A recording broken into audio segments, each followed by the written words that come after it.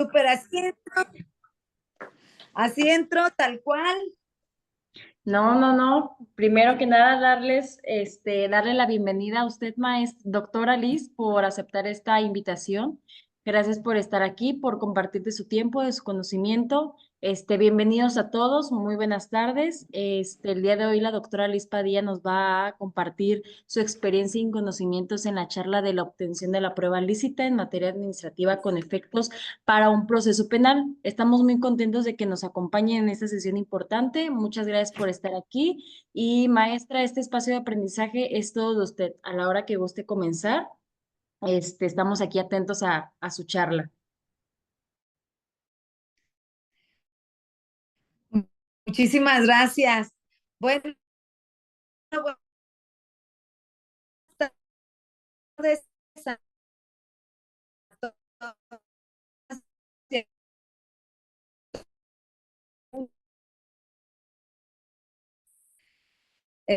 Una duda o alguna pregunta, siéntanse conmigo en confianza y me pueden interrumpir sin ningún problema con respecto a la sesión de hoy, con respecto a lo que vamos a ver, lo cual evidentemente a mí me parece de suma importancia, tan es así que este tema me llevó a escribir un libro bueno, pues sobre todo, ¿no? Con los tiempos tan inciertos que estamos viviendo en materia jurídica, me parece que es importantísimo el punto. Entonces voy a estar compartiendo pantalla, si me lo permiten. Aquí voy si me permite, eh, el despacho Ascar Camacho. Ay, no, les digo que como vengo a las prisas, agradecer infinitamente al doctor Ascar, al doctor Rubén Ascar por la invitación. Muchísimas gracias, mi querido doctor Rubén, por la invitación. Para mí es un gusto y un honor estar aquí con ustedes en el despacho Ascar Camacho en esta semana de aprendizaje que además me comenta el maestro que es absolutamente gratuito el tema y bueno, pues esto lo celebro infinitamente porque pues no hay mucha gente que lo haga y bueno, pues muchas felicidades y encantada de la vida de colaborar con ustedes. Ya están viendo, ¿verdad? Mi pantalla. Listo, ¿no? ¿Sí o Así no? es. ¿Sí la ven? Ah, súper. Listo, ya la ven. Miren, vamos a empezar con un punto de la Constitución Política. Ustedes saben que nuestro tema se llama la obtención lícita de la prueba en materia administrativa con miras a un proceso penal. Y bueno, antes de entrar a este punto, sí quisiera comentarles algunas cosas. Eh, Aunque ustedes, bueno, no lo crean, lo podemos decir así, eh, en gran cantidad de procesos de carácter penal, el dato de prueba es un acto administrativo, ¿no? Entonces, ¿cuál es el problema con los penalistas?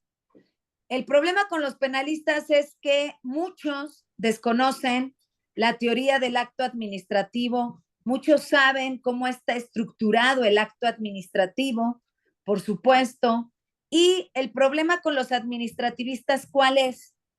Que algunos de los principios que se encuentran sobre todo en el bloque de constitucionalidad, pues no lo saben y algunos de ellos consideran que esos principios se tienen que aplicar únicamente a la materia penal porque están desarrollados en el ámbito penal.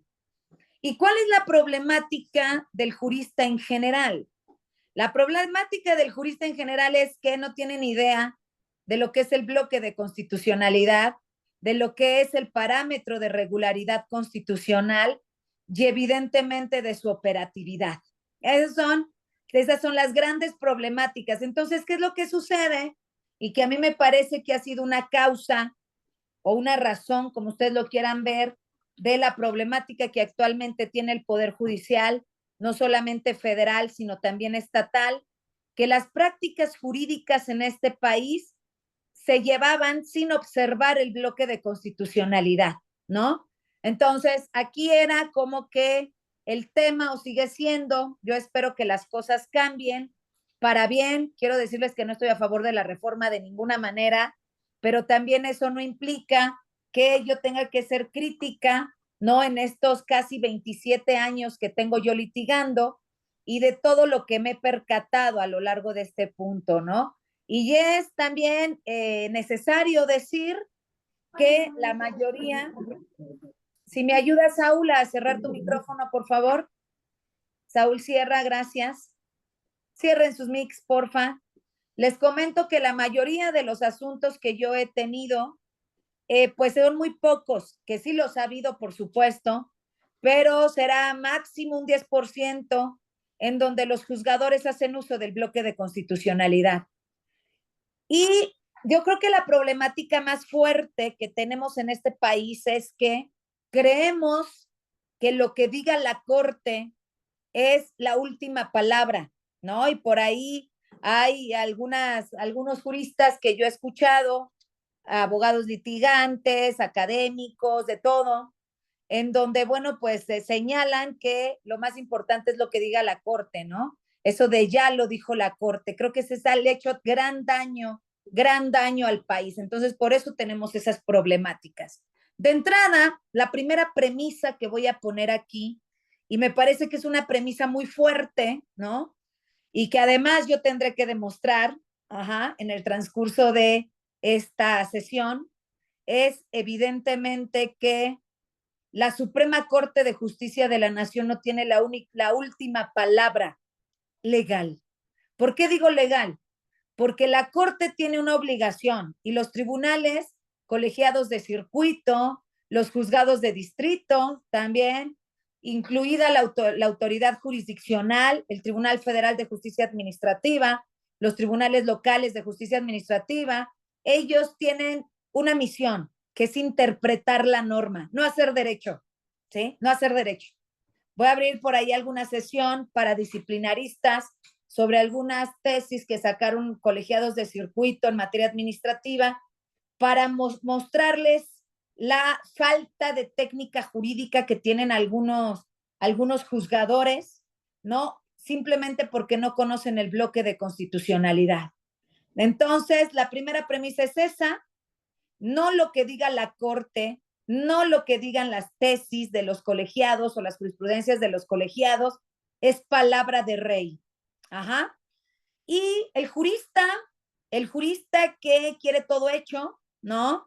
El que espera a ver cómo se van a pronunciar la Corte o cómo se va a pronunciar el colegiado, ese jurista me parece que está condenado a no innovar y a estar encadenado a lo que digan este tipo de autoridades.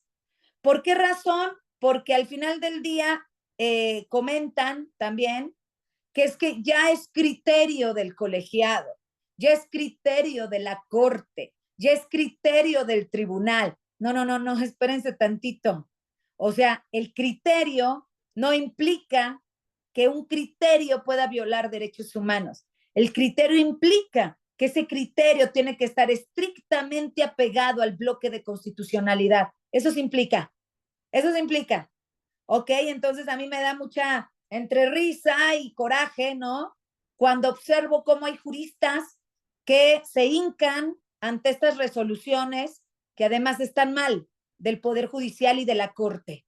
Repito, no estoy a favor de la reforma de ninguna manera, pero eso no implica que tengamos que decir que lo que emite un colegiado de circuito, que una jurisprudencia de la Corte, de la primera, de la segunda sala o del Pleno, es palabra de rey y que puede estar por encima de la Constitución o que puede estar por encima del bloque de constitucionalidad. Bien, ya teniendo esta premisa bien determinada, entonces me voy a ir a un artículo importantísimo con el que vamos a empezar.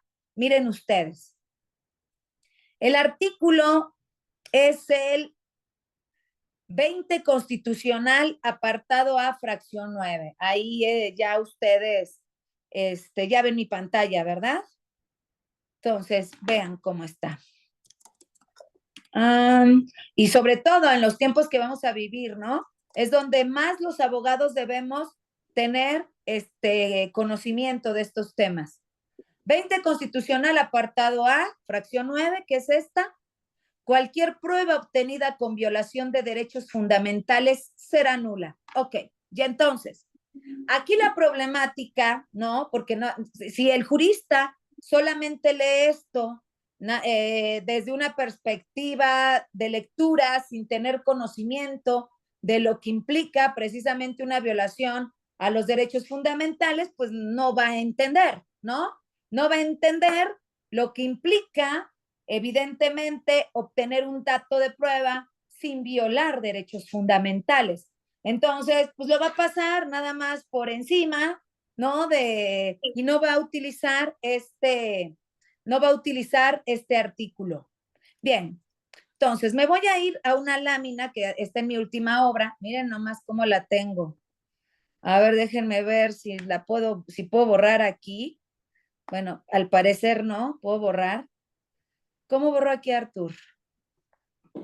Ah, creo que es aquí, a ver, deja ver. Ah, ya encontré el borrador. Borrar marcas de lápiz, ya está. Bueno, miren, fíjense ustedes, esta lámina es de suma importancia. De suma importancia porque va a ser con la que vamos a trabajar toda la sesión. Imagínense ustedes este círculo de color azul cielo. El círculo de color, por favor, quienes tengan sus micrófonos prendidos, ayúdenme a apagarlo, porque no dejan escuchar a los demás y la verdad yo me distraigo, porfa. Gracias, nada más por respeto a los demás, los que estamos aquí, porque o se escucha su voz o se escucha la mía. Gracias, les agradezco infinitamente. Si quieren hacer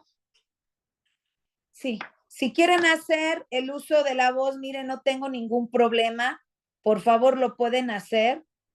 Nada más, digan, interrúmpanme igual, pero que sea para eso, porfa. Si me ayudan, gracias. Bueno, entonces continúo. Les decía que tenemos aquí una lámina, les digo, la cual está en mi última obra, en la obtención de la prueba lícita, en la restricción de los derechos humanos en materia penal, disciplinaria y administrativa. Miren, imagínense ustedes este círculo azul que tienen el más grande de todos, ¿no? Azul intermedio, porque tenemos azules fuertes, azul cielo y tenemos el azul intermedio. ¿Ya se dan cuenta de lo que dice? Bloque de constitucionalidad. ¿Ya vieron? Este bloque de constitucionalidad es una fiesta de élite, a donde no entra cualquier invitado.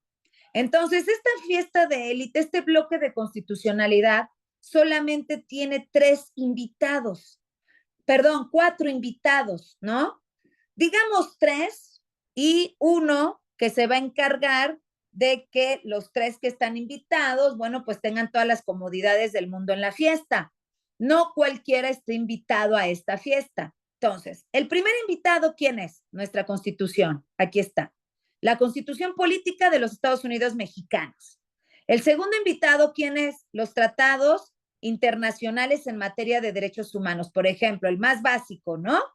La Convención Americana de Derechos Humanos, aquí lo tenemos. Pero si ustedes se fijan, es el Sistema Universal de Derechos Humanos y el Sistema Interamericano de Derechos Humanos, ¿correcto? Y del lado izquierdo tenemos las interpretaciones de los organismos internacionales, es decir, la jurisprudencia.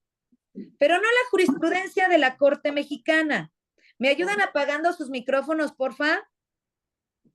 No la jurisprudencia de la Corte Mexicana, sino la jurisprudencia de la Corte Interamericana de Derechos Humanos. ¿Ya se dieron cuenta? La jurisprudencia, repito, de la Corte Interamericana de Derechos Humanos. No así. Vean los que están afuera de la fiesta. La jurisprudencia de nuestra Suprema Corte de Justicia de la Nación, aquí está. ¿Ya la vieron? Y no está invitada a la fiesta. Tampoco está invitada a la fiesta el soft law internacional, como por ejemplo puede ser en materia de seguridad nacional los principios de Johannesburgo, por ejemplo. Las leyes secundarias, ¿no? Por ejemplo, la ley de amparo, la ley de instituciones de crédito, los códigos penales, el Código Nacional de Procedimientos Penales, la Ley General de Responsabilidades Administrativas no están invitadas a la fiesta tampoco. El soft law administrativo, la norma blanda, menos. O sea, los reglamentos, los códigos de ética, los códigos de conducta, el reglamento interior de la Secretaría de Hacienda y Crédito Público, no están invitados a la fiesta. Sin embargo, ¿no? Estos que no están invitados tienen una obligación que se llama parámetro de regularidad constitucional. ¿Y esto qué quiere decir? El parámetro de regularidad constitucional implica que esta ley secundaria tiene que ser acorde al bloque. Ese es el parámetro. Todo lo que sus normas digan tiene que ser acorde al bloque, porque si no está acorde al bloque, entonces está violando derechos humanos esta ley secundaria. Igual, ¿no? La jurisprudencia de la Suprema Corte de Justicia de la Nación, los ministros de la Corte, ¿no? Tienen que hacer también un parámetro de regularidad. Si los ministros de la Corte lo hubieran hecho esto desde hace años, que nosotros estamos desde el 2011 para acá con este bloque de constitucionalidad, no tuvieran los problemas que tiene el Poder Judicial Federal. Así se los digo, ¿eh? No tuvieran los problemas, porque tal parece que el artículo 61 de la Ley de Amparo está en la fiesta, nada más, ¿no?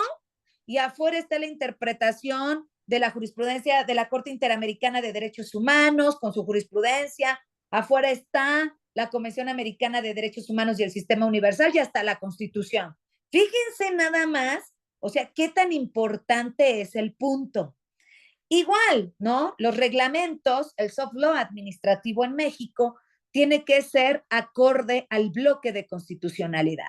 Ustedes se preguntarán, doctora Padilla, ¿y cuál es el fundamento jurídico? El fundamento jurídico es el artículo primero constitucional, párrafos primero, segundo y tercero. Ustedes se pueden dar cuenta en el párrafo primero, ¿no? Y ustedes se pueden dar cuenta en el párrafo segundo que ahí viene la cláusula de interpretación conforme. Y aquí la pregunta que seguramente ustedes se harán, ¿no? La pregunta que seguramente ustedes se harán es decir, doctora Padilla, y entonces, ¿cómo vamos a saber si vamos a aplicar la jurisprudencia de la Corte Interamericana o vamos a aplicar los tratados internacionales en materia de derechos humanos o la Constitución? Muy, muy sencillo. Vamos a utilizar la cláusula de interpretación conforme contenida en el artículo primero constitucional, párrafo segundo, que nos dice, en materia de los derechos humanos se interpretarán de conformidad entre esta Constitución y los tratados internacionales de los cuales el Estado mexicano sea parte. ¿Ya vieron? Entre esos tres, utilizando como herramienta, miren, al cuarto invitado, el principio pro persona. ¿Ya se dieron cuenta cómo está el tema? El principio pro persona. Entonces, ¿esto qué quiere decir? Muy sencillo. Si la jurisprudencia de la Suprema Corte, perdón, si la jurisprudencia de la Corte Interamericana de Derechos Humanos protege más el derecho humano del sujeto que la Constitución, a ver, no estamos inaplicando la Constitución. Esto no tiene que ver nada con la supremacía constitucional, al contrario, esto es supremacía constitucional. Lo que estamos haciendo es utilizando una herramienta de interpretación, que es la interpretación conforme a través del bloque de constitucionalidad. Y si el tratado internacional protege más, ¿no? Que la Constitución o que la jurisprudencia de la Corte Interamericana, pues vamos a aplicar entonces el tratado internacional. Pero si nuestra Constitución protege más el derecho humano del sujeto, vamos a aplicar la Constitución, evidentemente haciendo una interpretación conforme entre los tratados internacionales en materia de derechos humanos y la jurisprudencia de la Corte Interamericana de Derechos Humanos. ¿Ya se dieron cuenta? Y los demás tienen que pasar, ¿no?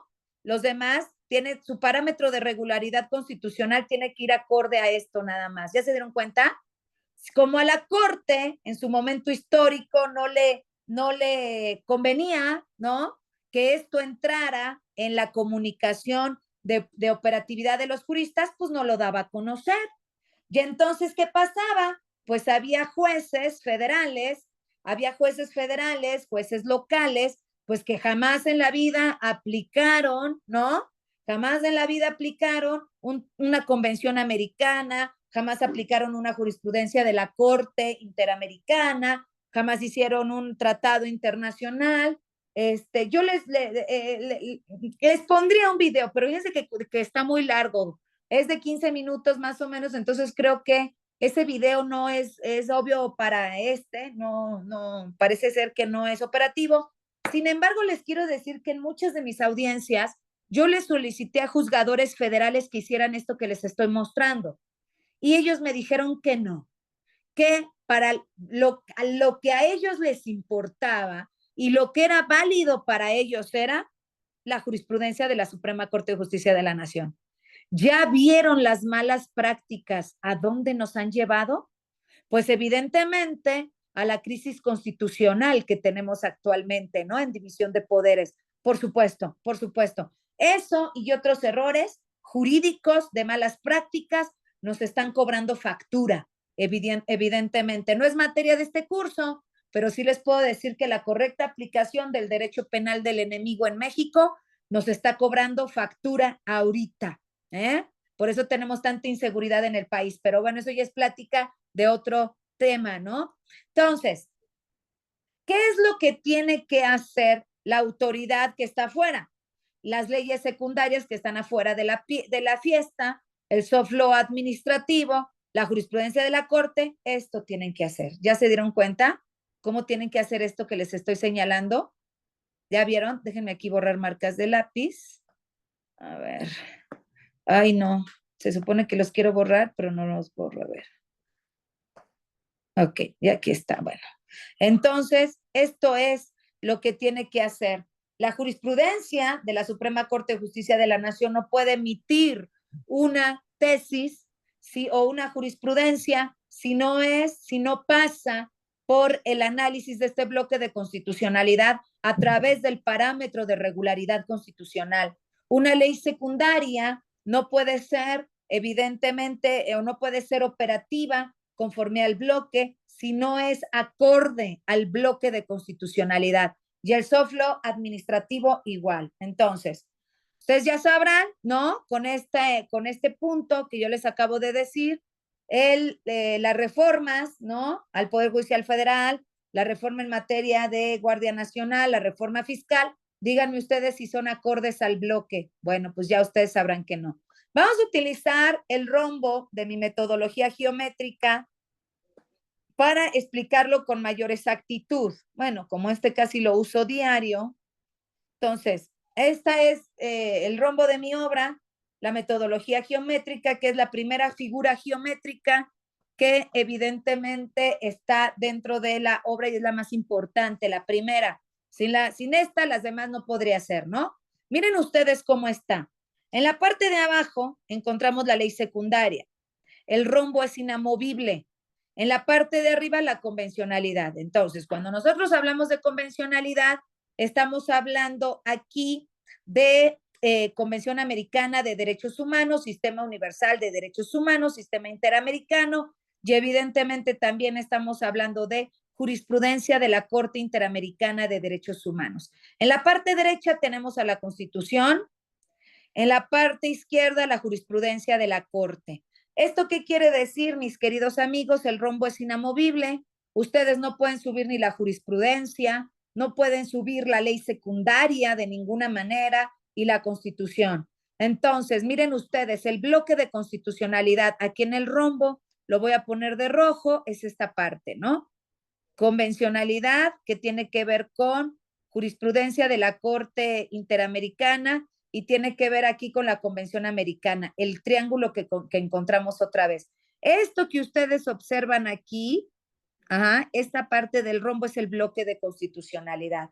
Y resulta que los juristas, las autoridades administrativas, sobre todo, quieren trabajar el derecho desde la parte baja del rombo. ¿Ya te diste cuenta?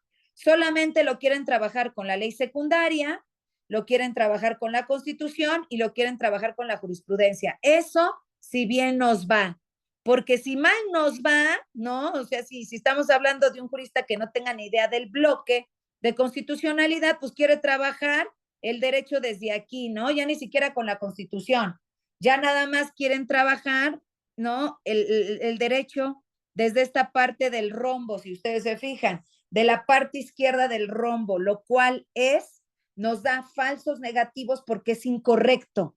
Tanto es incorrecto este círculo, ¿no? Rojo que ustedes están viendo aquí, como es incorrecto este triángulo, ¿ok? De color violeta que ustedes están viendo. Para que la norma jurídica sea operada de forma correcta, tiene que operarse con todo el rombo. ¿Cómo lo vamos a operar? Dicho esto, y ya diciendo que el rombo es inamovible, el rombo se va a operar de la siguiente forma. Yo les tengo que mostrar esto, para irme a la prueba lícita, porque si no nos van a dar falsos negativos. Así como lo tengo en mi última obra, en donde estoy hablando de diversas fórmulas que nos dan falsos positivos y falsos negativos, que ahorita voy a entrar a mi última obra. Miren ustedes. La operatividad del rombo es de abajo hacia arriba. La ley secundaria se tiene que analizar hacia la convencionalidad. Eso, mis queridos amigos, se llama control de convencionalidad. Control de convencionalidad. ¿Quién tiene la obligación de hacer control de convencionalidad? Tiene la obligación todas las autoridades públicas, incluidas las administrativas. Ya sé que hay jurisprudencia de la Corte, criterios de la Corte, donde dice que solamente el Poder Judicial Federal. Bueno, está acá, acuérdense, no forma parte del bloque, no está invitada, ¿no? El caso Hellman contra Uruguay, miren, y lo voy a poner aquí, me voy al caso Hellman contra Uruguay, que lo tengo aquí en la metodología geométrica. El caso Hellman contra Uruguay es clarísimo en el punto 239 y nos dice aquí que es jurisprudencia de la Corte Interamericana y que además, evidentemente, es obligatoria para todas las autoridades, ¿no? Y dice aquí, en las cuales también debe primar un control de convencionalidad, que es función y tarea, miren ustedes, de cualquier autoridad pública. ¿De dónde saca la Corte o los colegiados que solamente el control de convencionalidad es de la autoridad judicial? No, también la autoridad administrativa tiene que hacer control de convencionalidad. Claro, ya conforme lo haga, tendrá que ser revisado en su momento por el Poder Judicial o por las autoridades jurisdiccionales en materia administrativa, las cuales tienen como fin último la protección de los derechos humanos. Por eso se llama Poder Judicial Federal, por eso se llama jueces de control, por eso se llama todo el punto, ¿no? Creo que no se está cargando, Artur. Ah, sí se está cargando, pero me dice que no, pero bueno, ok. Entonces, en este sentido, me regreso al rombo y ustedes ya se dan cuenta que todas las autoridades, ¿verdad?, tendrán que hacer control de convencionalidad. Entonces, 9 está bajando, no sé por qué baja, entonces yo creo que sabes que hay que meterla. Esta la ponemos acá para que se cargue bien, porque yo creo que por eso no se está cargando. Ya. Ok, bien. El segundo paso del rombo, evidentemente, es el control de constitucionalidad. Miren, la ley secundaria, ¿verdad?, tiene que ser acorde a la Constitución y esto se llama control de constitucionalidad. ¿Qué pasa con la jurisprudencia? Bueno, la jurisprudencia, de la ley a la jurisprudencia, implica interpretación, ¿eh? No hay ningún control, esto es interpretación de la norma. ¿Y cómo tiene que interpretar la jurisprudencia? Ya lo vimos hacia el bloque, ¿no? ¿Se acuerdan que lo vimos hacia el bloque? ¿Ok? Entonces, con la jurisprudencia también se tiene que hacer control de constitucionalidad. La jurisprudencia de la Corte mexicana no puede ser, dijéramos, contraria a la Constitución, a menos de que sea favorable a la Constitución, a la convencionalidad, siempre y cuando opere el bloque de constitucionalidad con base en el principio pro persona. ¿Ya se dieron cuenta? Entonces, aquí tenemos un control también, control de convencionalidad, un control de constitucionalidad y evidentemente tenemos un parámetro un parámetro de regularidad constitucional que es este. Entonces, la jurisprudencia de la Corte Mexicana y de los tribunales colegiados será válido siempre y cuando sea acorde al bloque de constitucionalidad. Si no, la jurisprudencia no se va a aplicar. Yo sé que ustedes tienen muchas dudas. Yo sé que ustedes tienen muchas dudas. De entrada, la primera duda que ustedes tendrían sería, doctora Padilla, y entonces, ¿cómo vamos a quitar, no? Esa operatividad de obligatoriedad de la jurisprudencia mexicana. Porque como usted sabe, doctora Padilla, de acuerdo al artículo 94, párrafo 11º de la Constitución, la jurisprudencia de la Corte es obligatoria. Y usted también sabe que de acuerdo al artículo 217 de la Ley de Amparo, párrafo primero, la jurisprudencia obligatoria. A ver si. Pero la Constitución está dentro del bloque. Ajá. Entonces, si la jurisprudencia violenta el bloque, no quiere decir que estamos desatendiendo la Constitución. Lo que estamos haciendo es atender al bloque de constitucionalidad. Y la ley de amparo, a ver que quede claro, carajo, a mí esto cómo me molesta. ¿Por qué diablos quieren poner a la ley de amparo por encima de la Constitución? Por encima del bloque de constitucionalidad. La ley de amparo está hasta abajo, por favor. Cada quien en su lugar. La ley de amparo está hasta abajo. Y la ley de amparo es susceptible de control de convencionalidad y de control de constitucionalidad. Y tiene que tomar en consideración un parámetro de regularidad constitucional. Tiene que ser acorde al bloque. Se acabó. No es acorde al bloque, me inaplicas esa ley de amparo, carajo. ¿Ya ven las malas prácticas del Poder Judicial Federal y del Poder Judicial Estatal? Porque también así, ¿eh? Y esto le ha costado la libertad a mucha gente. En serio se los digo. Esto le ha costado la libertad a muchísima gente. Por eso precisamente estos rubros tan importantes, que debería ser lo primero que se debería enseñar a los juristas y no obedecer las órdenes de la Suprema Corte de Justicia de la Nación o a ponerse de a tapete con cualquier juez o con cualquier magistrado, sea local o federal. En serio les digo, ¿eh?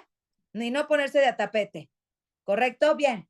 Entonces, desde esa perspectiva, aquí la importancia y de lo que se trata nuestro tema es de la obtención de la prueba lícita. ¿Ya se dieron cuenta? La obtención de la prueba lícita. La prueba lícita tiene dos formas de obtener.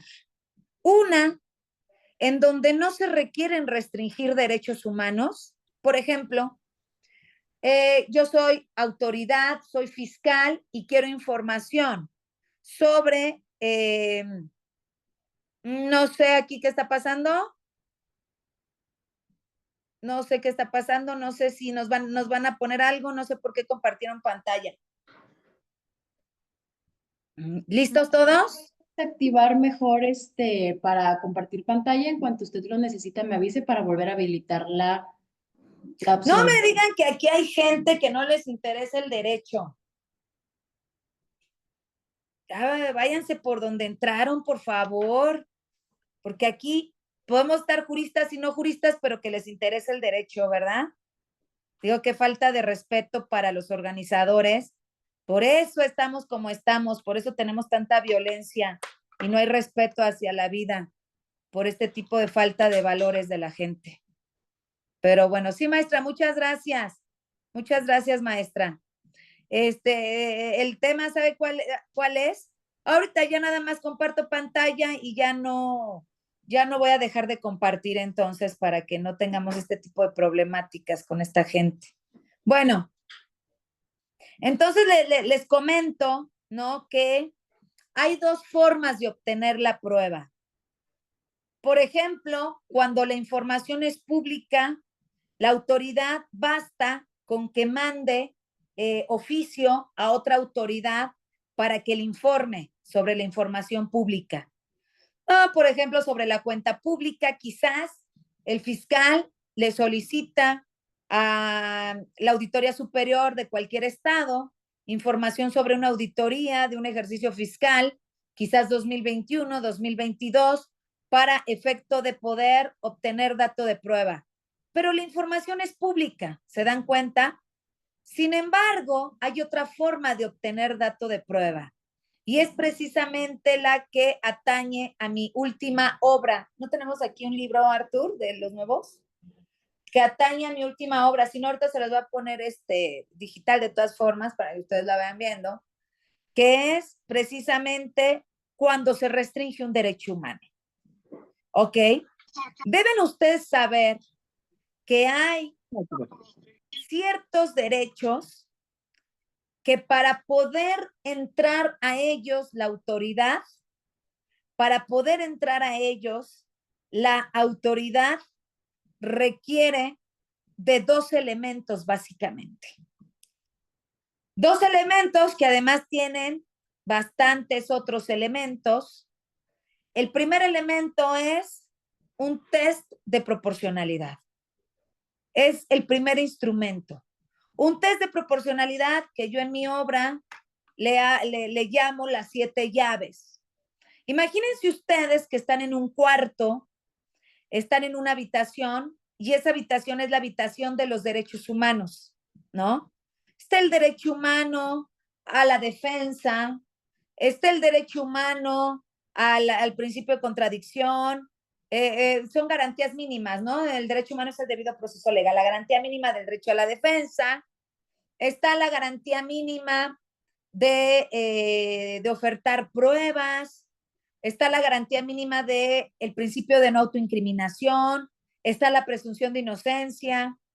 Pero entonces nosotros queremos entrar al cuarto de los otros derechos, porque estos derechos que yo les acabo de decir, y así lo manejo en mi libro de metodología geométrica, son derechos que no se pueden restringir ni suspender. Sin embargo, hay derechos que sí se pueden restringir y suspender. Pero ustedes deben saber algo sumamente importante. El Sistema Interamericano de Derechos Humanos prohíbe básicamente 3 cosas. La primera, la pena de muerte. La segunda, la tortura. Y la tercera, la restricción automática de derechos humanos. Por eso, precisamente, la Corte Interamericana condenó en el 2023 a México por el caso García Rodríguez contra México, precisamente porque en México se aplican restricciones de forma automática. De forma automática como la prisión preventiva oficiosa, pero no es la única. Como yo les decía, el caso García Rodríguez es muchísimo más rico de lo que parece, ¿no? El jurista que solamente lo vea desde la prisión preventiva oficiosa y desde el arraigo se está perdiendo de un montón de conocimiento. Lo verdaderamente importante del caso García Rodríguez contra México son las restricciones al ejercicio de los derechos humanos. Eso es lo verdaderamente importante. ¿Por qué? Porque la Corte Interamericana, ¿no? Como lo dice en su cuadernillo número 26, relativo a las restricciones de los derechos humanos, la Corte Interamericana señala que para poder restringir un derecho humano se requiere un test de restricción. Entonces, me regreso al cuarto. Para poder entrar a la habitación de la restricción de derechos humanos, imagínense ustedes una puerta. Imagínense una puerta que tiene 3 picaportes, ¿ok? Que tiene 7 picaportes, ¿ok? Los 7 picaportes, ahorita me acaban de enviar una iniciativa del Senado, que la Constitución no está por encima de la Constitución no hay nadie. Ay, ya saben, inconvencional lo que venga ahí por el bloque de constitucionalidad. Pero bueno, eso también depende de nosotros. Entonces les digo, imagínense ustedes 7 picaportes, ¿no? En donde nosotros tenemos 7 llaves. para poder abrir esa restricción. ¿Qué derecho humano quieres restringir? ¿El derecho humano a la libertad? ¿El derecho humano a la intimidad personal? ¿Ya te diste cuenta cómo está? ¿El derecho humano al trabajo? ¿Cuál es el derecho humano que quieres restringir? Perfecto, está bien. Porque además esos derechos humanos no son absolutos. Sin embargo, para poder restringirlos, requieres de 7 elementos, 7 llaves para poder abrir esa puerta. Los 7 elementos son el principio de necesidad, el principio de idoneidad, el principio de pertinencia, de razonabilidad, de proporcionalidad, de motivación y de fundamentación y el principio de legalidad. ¿Ya se dieron cuenta? ¿Esto qué quiere decir? Que la autoridad que quiera, cualquiera que quiera, por lo general son autoridades investigadoras, Secretaría de Hacienda y Crédito Público, autoridad investigadora en materia disciplinaria, las fiscalías, ¿no? En materia penal, la unidad de inteligencia financiera en materia administrativa sancionadora y en general, cualquier autoridad que quiera o pretenda obtener información privada de una persona o que tenga que ver con uno de sus derechos humanos que pretenda restringir, requiere de este primer elemento, del test de proporcionalidad. ¿Por qué? Porque tendrá que demostrar la autoridad, mediante una teoría del caso, tendrá que demostrar, y además, teoría, cuando hablo de teoría del caso, es porque hay dato de prueba, es porque hay hecho, es porque la norma lo permite. Elemento fáctico, elemento probatorio y elemento normativo. Es porque la norma lo permite, ¿no? En ese sentido, ¿cuál es el punto? En este sentido, ¿cuál es el punto que yo les quiero comentar? Hola, hola. ¿Cómo estás? En este sentido es el punto. Una autoridad que va a hacer eso, ingresar a una restricción o restringir un derecho humano para obtener información, no lo puede hacer por sí misma. No, no, no, no, no, no. Requiere demostrar estos 7 elementos del test de proporcionalidad mediante una teoría del caso y además se la tienen que revisar. ¿Ya te diste cuenta? A ver, una autoridad no puede restringir un derecho humano de forma automática. ¿Ya se dieron cuenta? No puede restringir un derecho humano de forma automática. Punto número 2, una autoridad no puede restringir ese derecho ella misma, ¿no? Sino que le tienen que dar la autorización, le tienen que dar la autorización de restringirlo. ¿Cómo se llama esto? ¿Qué es el segundo elemento? ¿Ya se dieron cuenta? Fíjense que era importante, por eso empecé con el 20 constitucional apartado a fracción 9. Toda prueba obtenida con violación de derechos humanos es nula. Si usted va a obtener información, autoridad, cualquiera que sea, administrativa, fiscal, penal, laboral, cualquiera que sea, para tratar de sancionar a una persona, sentenciar, sancionar, materia penal, administrativa, laboral, disciplinaria, usted requiere pedir permiso para entrar a ese derecho humano. ¿Cómo se llama eso? Mis queridos amigos, se llama control. ¿Control judicial o control jurisdiccional? De ninguna manera es óbice o es operativo el argumento desde el bloque de constitucionalidad. Por eso yo siempre les hablé del bloque, por eso empecé con el bloque, ya se dieron cuenta. De ninguna manera es válido decir, es que en materia administrativa no solicitan el control. No tenemos un artículo donde se requiera de control judicial o jurisdiccional. Lo siento mucho, porque su ley secundaria debería tenerlo. Y si su ley secundaria no lo tiene, es inoperante, porque si usted obtiene información, por ejemplo, financiera, que es el ejemplo que les traigo el día de hoy para esta sesión, Por ejemplo, información de sus cuentas bancarias, de mis clientes, información financiera, del servidor público, del particular, del contribuyente. Entonces, eso implica que se requiere control. Y el hecho de que la ley secundaria no lo tenga, de ninguna manera puede ser un argumento para permitir que la autoridad administrativa viole derechos humanos. ¿Sí me van siguiendo? Porque si no utiliza esos dos elementos, Gio, tú que me estás viendo, Gio Tochimani,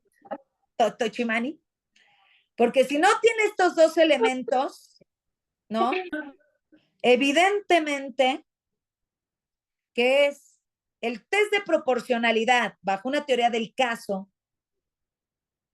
Y segundo, el control judicial donde un juzgador, o en este caso en materia administrativa, el Tribunal de Justicia Administrativa, el Tribunal Federal de Justicia Administrativa, ya sea local o federal, según sea el caso, no analizan esos 7 pasos que yo les di, esas 7 llaves, y que además esté demostrada la necesidad de poder entrar a nuestra información, entonces ahí el problema es que están violando derechos humanos. Díganme qué hace la Unidad de Inteligencia Financiera. Obtiene información para bloquearle sus cuentas bancarias, ¿no? Bueno, lo está sancionando. Y además le hace un procedimiento administrativo de bloqueo de cuentas bancarias. Dígame qué hace la autoridad investigadora en materia disciplinaria. Obtiene información bancaria de los servidores públicos para tratar de demostrar un desvío de recursos y lo único que hace en términos del 95 de la Ley General de Responsabilidades Administrativas es hacer convenios, ¿no? Para que le pueda solicitar la información de forma directa a través del CEARA a la Comisión Nacional Bancaria y de Valores. Bueno, de acuerdo al bloque de constitucionalidad, las pruebas son ilícitas. Vayamos al análisis. Doctora Padilla, y entonces usted, ¿por qué nos dice que de acuerdo al bloque, de dónde diablo saca eso? Ustedes saben, quienes me conozcan, que yo no digo nada si antes no lo he analizado y si antes no está en la ley. Ajá. O sea, no soy de esas juristas que se inventan cosas. Claro, si yo fuera hombre y además alemán, la metodología geométrica sería todo un éxito. Pero como soy mujer y soy mexicana, pues algunos dicen que son inventos, ¿verdad? Oh, sí. No fuera yo hombre, porque entonces, y extranjero, ¿no? Aquí, ¿cuántos juristas mexicanos no hemos dicho? No hemos dicho el tema de la reforma. Ah, pero tiene que venir un español a decirlo para que todo el mundo aplauda como foca. Ah, pero tiene que venir un italiano a decirlo para que todo el mundo aplauda como foca. Bueno, la vida nos está cobrando esa cuestión. Por eso, precisamente, bueno, estoy diciendo algo malo que no quieran que se grabe, díganmelo, por favor. Yo No, estoy... maestra, Ah, no, discúlpeme, enormemente fue un error, como el maestro Rubén nos pide ah, grabar la clase y tomar capturas, entonces justo mi chat estaba al lado del botón, discúlpeme no te enormemente. preocupes. No, yo dije, a lo mejor estoy diciendo, y como yo estoy acostumbrada a decir las cosas como son, No, no, adelante, es ¿verdad? totalmente de usted. Ok, gracias. Entonces, les decía, ¿no? Por eso precisamente, ese es el punto, ¿no? Pero bueno, continuemos a lo que nos compete.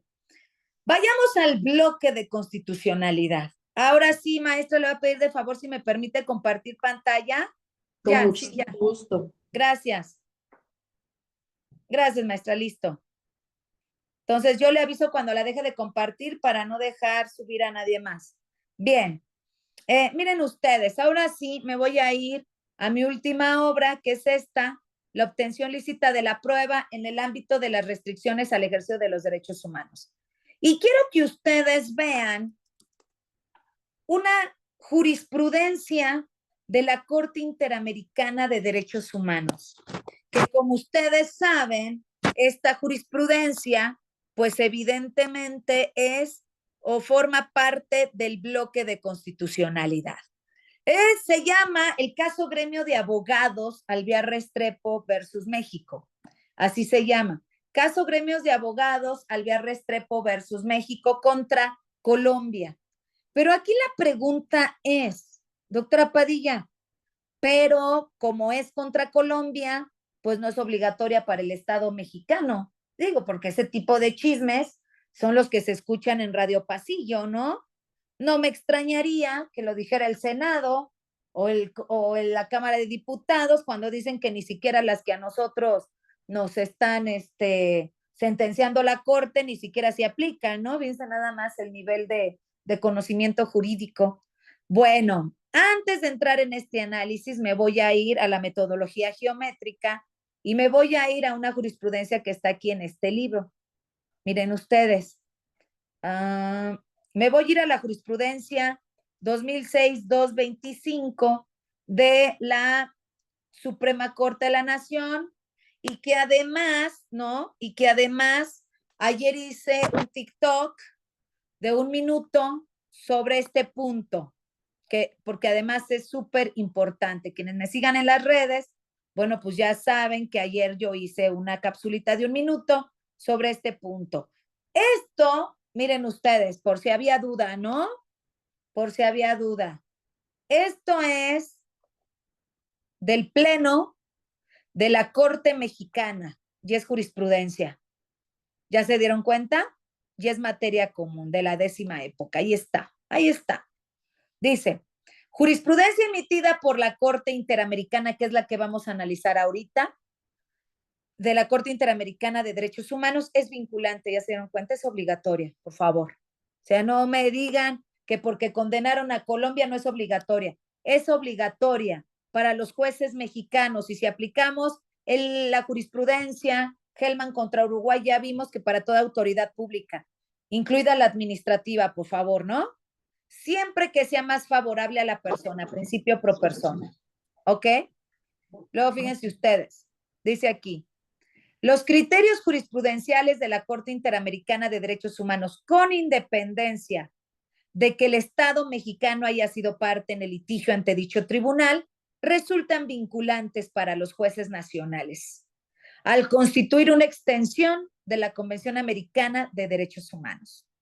Y entonces ustedes me dicen, doctora Padilla, es que tenemos la jurisprudencia 2006-224 que dice que cuando en la jurisprudencia mexicana exista una restricción, perdón, que cuando en la Constitución existe una restricción al ejercicio de los derechos humanos, se deberá estar en lo que diga la Constitución. Ya les dije que lo que diga la Corte no es la última palabra. Miren ustedes aquí la operatividad que nos maneja la propia Corte Mexicana. Dice, a ver, cuando el criterio, o sea, se refiere a la jurisprudencia de la Corte Interamericana, cuando el criterio se haya emitido en un caso en el que el Estado mexicano no haya sido parte, la aplicabilidad del precedente al caso específico debe determinarse con base en la verificación de la existencia de las mismas razones que motivaron el pronunciamiento. Bueno, pues, por ejemplo, ¿no? En el caso de la prisión preventiva oficiosa, pues no hay ninguno, ¿no? Que hable de la prisión preventiva oficiosa. Luego, fíjense, el 2, lo voy a poner en amarillo. En todos los casos en que sea posible de armonizar la jurisprudencia interamericana con la nacional. No, porque aquí tenemos jurisprudencia mexicana que de ninguna manera se armoniza con la nacional. Pero vamos a ver el punto 3. Si es imposible que se armonice la jurisprudencia de la Corte Mexicana con la Corte Interamericana, debe aplicarse el criterio que resulte más favorecedor para la protección de los derechos humanos. ¿Ya vieron? ¿Ya vieron? ¿Cómo no es lo que diga la Corte? ¿Cómo es precisamente la operatividad del bloque de constitucionalidad? Bueno, visto esto, ahora sí, nos vamos al caso Gremio de Abogados Alvear Restrepo contra México, punto 554. Jurisprudencia de la Corte Interamericana del año 2023, ¿no? Y dice lo siguiente. La exigencia, miren ustedes, la exigencia, o sea, es obligatorio, de autorización judicial previa, ¿ya viste? En esto, control judicial previo. Es esto, control judicial previo. Control judicial previo. ¿Ya se dieron cuenta? En estos ámbitos se sustenta, además, en la necesidad de brindar una protección reforzada a los datos sensibles de las personas. A ver, no cualquiera puede entrar a mi información privada, ni a mi teléfono, ni a mi cuenta bancaria, ni a mi domicilio. Nadie puede entrar para obtener información, a menos que haya control judicial previo. Y para que haya control judicial previo, evidentemente aquí requiero de un test de proporcionalidad. Aquí es donde están las 7 llaves. ¿Ya se dieron cuenta? Las 7 llaves. Y las 7 llaves no es nada fácil. Ahorita las vamos a tocar. No es nada fácil. Y además debe estar basado en una teoría del caso, en un triángulo, ¿no? Donde existan hechos, datos de prueba y norma jurídica que lo permite, el principio de legalidad. Pero no he entendido el principio de legalidad desde la ley secundaria, desde la parte baja del rombo, sino he entendido el principio de legalidad desde todo el rombo, así como lo planteamos, ¿verdad? Hace ratito. Entonces dice aquí, entendidos como una categoría más estrecha de datos personales que abarca aquellos que afectan los aspectos más íntimos de las personas y que según el texto cultural, social o político puede incluir, entre otros, ahí van los que requieren de control. Imagínense ustedes que una autoridad administrativa o una autoridad tributaria solicita de usted información que lo puede llevar a una prisión de máxima seguridad. Claro, lo puede llevar a un lavado de dinero con crimen organizado y se va a una prisión de máxima seguridad. En términos del 18 constitucional, párrafo noveno, y en términos del artículo 2 de la Ley Federal contra la Delincuencia Organizada. Me apuro. Me apuro para que ustedes vayan viendo cómo será el ejemplo que les voy a poner. Bueno, ¿cuáles son los datos que requieren control? Y en todas las materias, porque después de repente litigo en la UIF y me dicen, no, es que eso es materia penal. No, mi vida, lo que pasa es que tú no conoces convencionalidad. Tu mundo se reduce al reglamento interior de la Secretaría de Hacienda, que es una norma blanda, o a la ley de instituciones de créditos, que es una ley secundaria, y ni siquiera conoces la Constitución, ni siquiera conoces el bloque de constitucionalidad. Entonces, imposible hablar con esa gente porque no tiene el mismo nivel jurídico que tú. Lo peor de todo es que están en ámbitos de resolución. Imagínense ustedes, ¿no? Y bueno, y luego esa información se la dan a la Fiscalía General de la República, hace investigación en materia de lavado de dinero, y luego resulta que son 3 o más y se van hasta por crimen organizado, como yo les he dicho. Pero bueno, continuemos. ¿Cuáles son los datos que requieren de control de acuerdo a la jurisprudencia de la Corte Interamericana? Los datos relacionados son con la salud personal. Si van a solicitar algún expediente de salud a cualquier institución pública o privada, requiere de control. Las preferencias sexuales o vida sexual también requiere de control.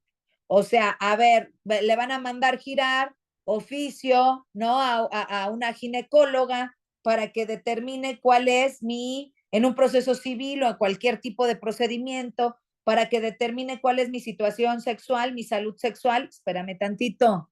Eso son datos sensibles. No puedes solicitárselos, requiere de control.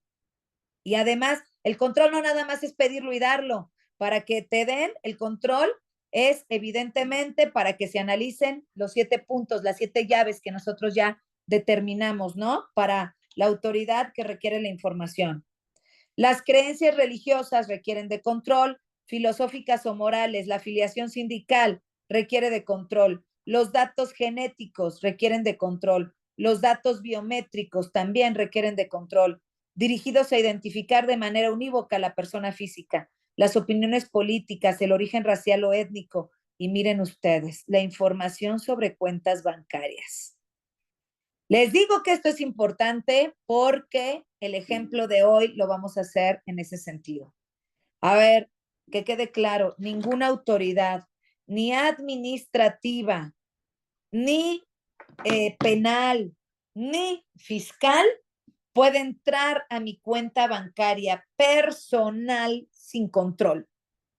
Quizás sí lo hagan, pero viola derechos humanos. Su caso llega a la Corte Interamericana, o solicitan ustedes alguna medida cautelar ante la Comisión Interamericana, evidentemente va a llegar a buen puerto, evidentemente va a proceder, porque la Corte Interamericana te lo está diciendo. Oye, doctores que se tardan 18 años, 17 años, 20 años. No, bueno, es que también hay que saber litigar ante la comisión, mis queridos amigos. De eso se va a tratar mi siguiente libro. Eso es lo que dada la problemática jurídica que estamos actualmente, bueno, pues hay que ver cómo nos defendemos en otros rubros, ¿no? Bueno, documentos oficiales. ¿Cuántas veces no han solicitado el acta de matrimonio o el acta de nacimiento para ver específicamente si hay actuación bajo conflicto de interés? Bueno, también requiere de control. Y claro, la información recopilada de niños y niñas requiere de control. Y la geolocalización personal también. ¿Ya se dieron cuenta? Son estos rubros lo que la Corte Interamericana de Derechos Humanos está determinando que requieren de control judicial previo. Hay más puntos, ¿no? Que este caso, Gremio de Abogados Alvear Restrepo contra Colombia, evidentemente tiene muchísimas aristas, muchísimas, que por falta de tiempo, pues no vamos a poder aquí. Sin embargo, esto es importante que ustedes lo observen, que ustedes lo observen. Entonces, mira, dice, en definitiva, se trata de datos que merecen una protección especial. Ahí está. ¿Ya se dieron cuenta? Bien. Entonces, como ustedes se percatan, esta jurisprudencia de la Corte Interamericana está dentro del bloque de constitucionalidad. Por favor, váyanlo teniendo en mente porque sí me gustaría que ustedes participaran en nuestro ejercicio final. Vamos a empezar con el análisis y me voy a ir a la materia penal fiscal, que va a ser el ejemplo del día de hoy. Y el ejemplo del día de hoy es una jurisprudencia que la Suprema Corte de Justicia de la Nación en su primera sala emite en marzo del año 2024. Miren ustedes, marzo del año 2024, o sea, apenas está bebita. Registro digital 2028-428 de la primera sala, 11ª época constitucional penal. Tipo jurisprudencia. Imagínense ustedes, ¿no? Lo que los operadores jurídicos dicen, sobre todo los operadores, todos los jueces y todos los fiscales y la autoridad administrativa y todos, es que la corte ya se pronunció, espérate tantito, la corte está mal, ¿no? La corte se está pronunciando mal. Fíjense ustedes cómo está el rubro. Excepción al secreto bancario. O sea, a ver, ¿por qué hay una excepción? La única excepción al secreto bancario que puede haber por cualquier autoridad, punto uno, mediante un test de proporcionalidad, que ya lo hablamos, y punto dos, mediante un control judicial previo. Esas serían las únicas excepciones, ¿eh? Esto lo estamos hablando nosotros desde el bloque de constitucionalidad. Esto lo estamos hablando desde el bloque. Vamos a ver el análisis que hace la Corte. Dice, la información bancaria que recaben las autoridades hacendarias federales para fines fiscales, ¿para qué es? Por ejemplo, puede ser un fin fiscal es el que la autoridad tributaria hace, es la información que tiene mediante sus facultades de comprobación, pero ahorita vamos a ver. Puede formar parte esta información bancaria que recabe la autoridad fiscal, ¿no? Entonces, imagínate, Código Fiscal Federal, artículo 108, párrafo tercero. El delito de defraudación fiscal y el delito de operaciones con recursos de procedencia ilícita, ORPI, lavado de dinero, se podrán perseguir simultáneamente. Se presume que cuando alguien defrauda al fisco, lava dinero. ¿Qué tal? ¿Ya se dieron cuenta? O sea, no sé si la corte no tenga idea de esto o le valga gorro, ¿no? O no sé cómo está el punto. Pero entonces ahí es. Entonces, para fines fiscales, porque los fines fiscales solamente son facultades de comprobación. Y si hay algún fiscalista aquí, no me dejará mentir que las facultades de comprobación son bajo 3 rubros. El primer rubro, mediante revisión de gabinete. El contribuyente va al SAT con toda su información contable y y la otorga, la muestra ante el SAT, ¿no? Entonces, bueno, ahí no hay tema, pues está dando la información. 2, mediante visita domiciliaria. Ya te diste cuenta y aquí tengo mis dudas, porque de acuerdo a este caso, Albert Restrepo contra Colombia, la visita domiciliaria también requiere de control, porque van a entrar a tu domicilio. Y 3, mediante la investigación electrónica, ¿no? Entonces, son esas 3. De ninguna manera puede ser bajo los bancos. Si quiere ir el SAT ante la Comisión Nacional Bancaria y de Valores, requiere de control, porque esa información puede ser utilizada para afincar un delito en materia fiscal y puede ser utilizada para afincar un delito en materia federal, penal federal. ¿Ya te diste cuenta cómo está el punto? Bueno, pero dice la Corte que no, que puede formar parte. Y luego termina diciendo la Corte, aun cuando no haya sido obtenida mediante control judicial previo. ¿Qué te está diciendo la Corte? A ver, no importa, no importa, si no hay control judicial, de todas formas solicítala, no violas derechos humanos. Vamos a ver cómo está en el cuerpo de la jurisprudencia, porque a lo mejor yo estoy exagerando, ¿no? A lo mejor yo estoy exagerando y la Corte sí va a hablar de test de proporcionalidad, sí va a hablar de bloque de constitucionalidad. Vamos a ver qué nos dice la Corte. Dice, hechos. La Secretaría de Hacienda y Crédito Público ejerció sus facultades de comprobación. Ya les dije cuáles son, ¿no? Para verificar el cumplimiento de obligaciones fiscales a cargo de una persona, por lo que solicitó a la Comisión Nacional Bancaria y de Valores, perdón, esto ya es otra cosa, esto ya no es facultad de comprobación, esto ya es investigación. Ok, entonces si aquí va a solicitar a la Comisión Nacional Bancaria y de Valores información, otra vez, test de proporcionalidad y control judicial. Ok, entonces no lo puede hacer así, de acuerdo al bloque de constitucionalidad. Al bloque de constitucionalidad. Luego dice aquí, que le remitiera información sobre sus cuentas bancarias. Esa solicitud la realizó sin autorización judicial. Desde aquí se está violando el derecho humano, ¿ya viste? Desde aquí es información para un procedimiento punitivo, cualquiera que sea, un procedimiento punitivo de carácter fiscal, de carácter administrativo, sancionador o de carácter penal, esa información es ilícita. ¿En términos de qué?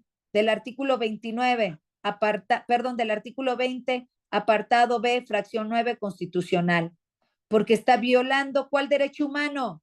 El derecho humano del 11.2 de la Convención Americana de Derechos Humanos, el derecho humano a la intimidad personal o la vida privada de las personas, personal o vida privada de las personas. ¿Ya vieron? Vida privada. ¿Ya se dieron cuenta? Desde ahí es ilícita. O sea, no. Si la va a utilizar para fines punitivos, requiere de control. Pero fíjense la argumentación tan baja de la Corte, porque uno lo va a decir desde otro punto de vista, las cosas como son. Fíjense la argumentación tan baja de la Corte. Dice aquí la Suprema Corte de Justicia de la Nación. Pues así lo permite el artículo 142, fracción cuarta de la Ley de Instituciones de Crédito. Válgame el Señor. O sea que esta ley, que es una ley secundaria, que ya vimos que está hasta abajo del rombo, le está poniendo por encima del bloque. O una, la Corte no tiene ni idea de lo que es el bloque ni cómo opera. O dos, se quieren joder a alguien.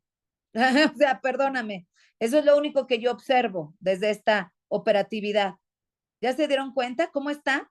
Está poniendo como supremacía ni siquiera al bloque, sino una ley secundaria de la cual, como yo les mostré en el rombo, tiene que haber control de convencionalidad, control de constitucionalidad y debe haber interpretación conforme entre el bloque de acuerdo a su análisis jurídico.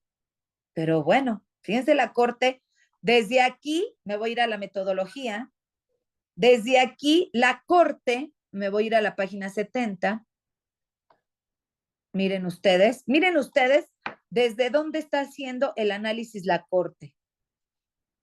Voy a borrar aquí, todavía continuamos con el análisis, Miren, la Corte está haciendo el análisis, ¿ya se dieron cuenta? Desde aquí, desde lo más bajo del rombo.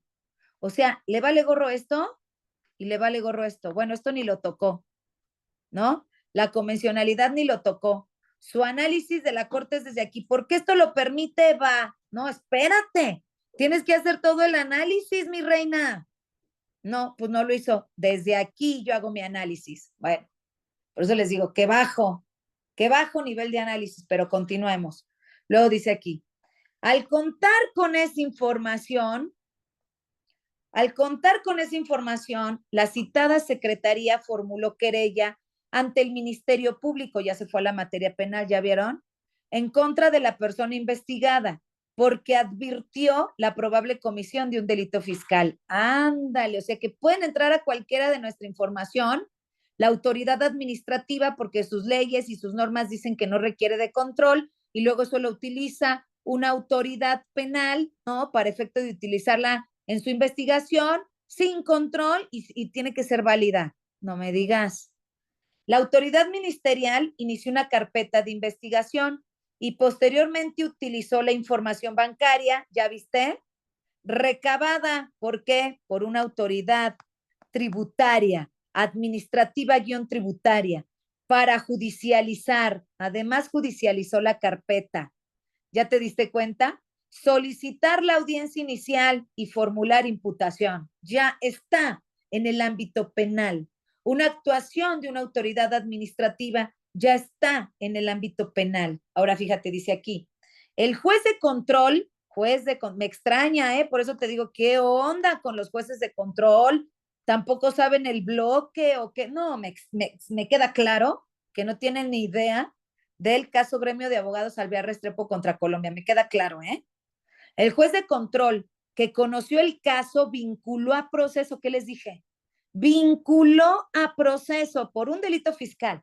Imagínense ustedes que hubiera sido lavado de dinero con delincuencia organizada. Pasa lo mismo, lo vincula y lo interna.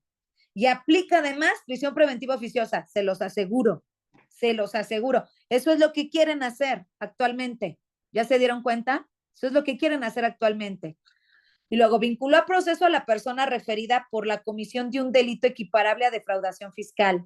Híjole, otra vez, 108 del Código Fiscal Federal, párrafo tercero igual a ORPI, operaciones con recursos de procedencia ilícita, lavado de dinero, el cual está en el artículo 2, fracción primera de la Ley Federal contra la Delincuencia Organizada. ¿Qué tal, mis amigos? ¿Qué tal?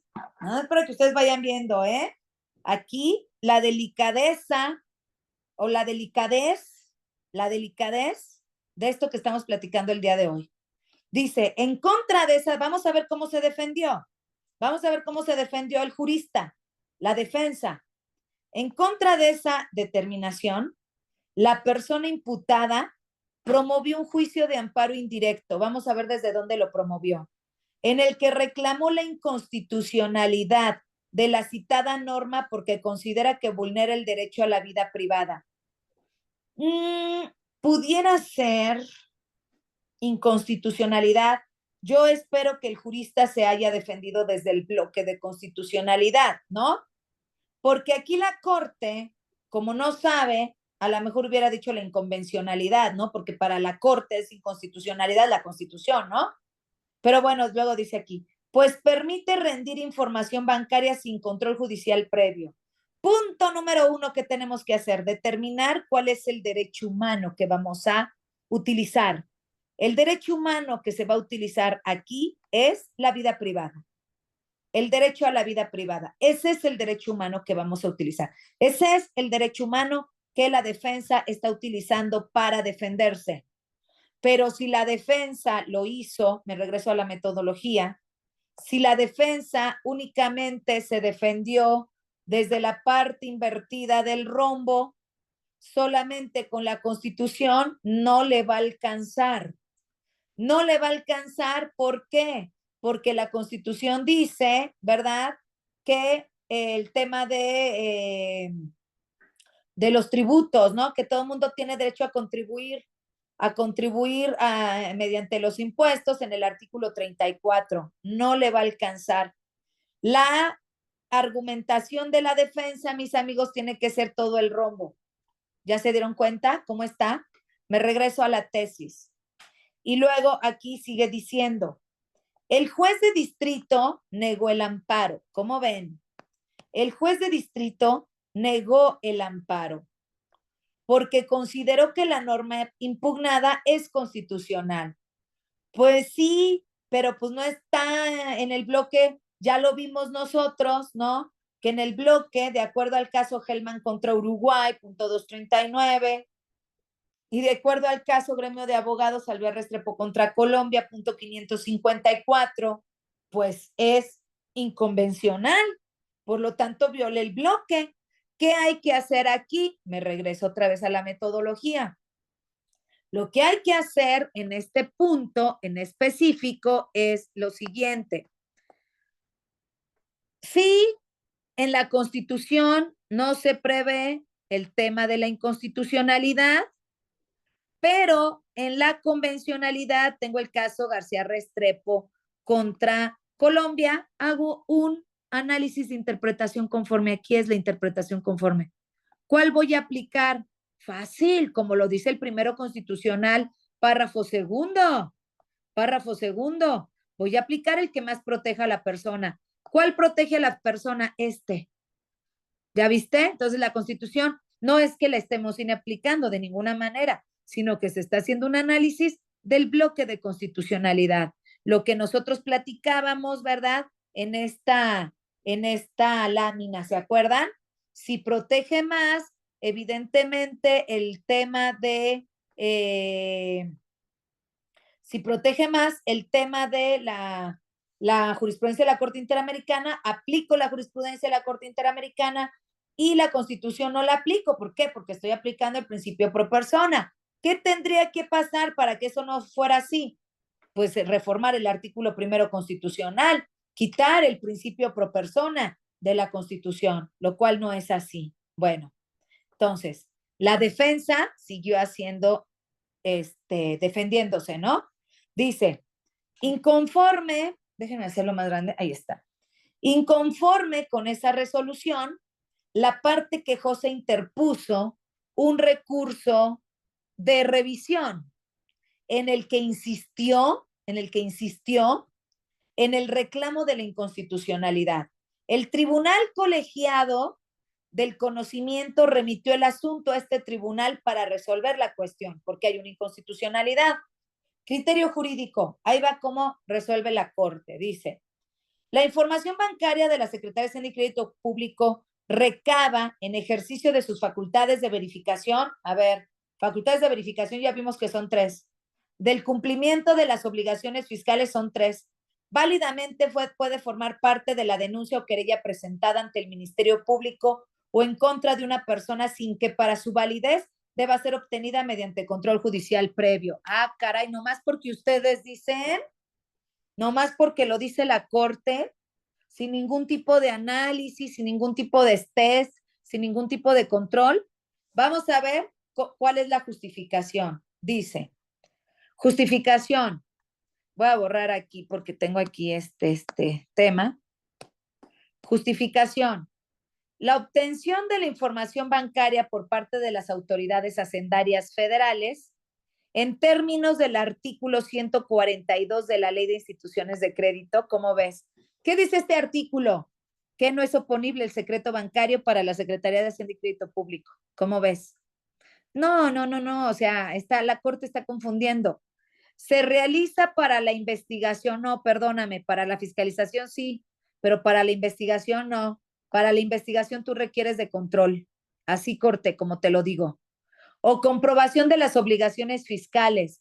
O sea, no. Si vas a entrar a mi cuenta bancaria, otra vez, test de proporcionalidad y control. Del titular, cliente o deudor de las entidades bancarias. Si ustedes se fijan, la Corte en ningún momento está hablando del bloque de constitucionalidad.